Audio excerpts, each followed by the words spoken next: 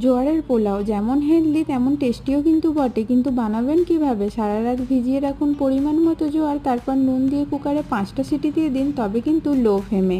পছন্দ মতো সবজি নিয়ে নিন, তার সাথে চিকেন কুচি, পেঁয়াজ কুচি, আদা কুচি। তেলের মধ্যে নুন মাখানো চিকেনগুলো ভালো করে ভেজে নিন, তারপর এলাচ, লবঙ্গ আর তেজপাতা ফোড়ন দিয়ে পেঁয়াজ কুচিগুলো দিয়ে পরপর সবজিগুলো দিয়ে দিন, আর আদা কুচি আর পরিমাণ মতো নুন দিয়ে ভালো করে ভেজে নিন। তারপর ভেজে রাখা চিকেনগুলো দিয়ে আর সেদ্ধ করে রাখা জোয়ার দিয়ে ভালো করে মিশিয়ে নিন। এই সময় এখানে একটু চিনি দিয়ে দেবেন, দিয়ে তারপর ঢাকা দিয়ে বেশ খানিকক্ষণ একসাথে হতে দেবেন।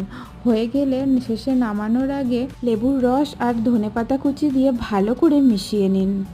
জোয়ার মানেই ভীষণ হেলদি, তাই বড় হোক কিংবা ছোট, টিফিনে এটা দিয়ে দিলে মজা করে সবাই কিন্তু টিফিন বক্সটা খালিই করবে।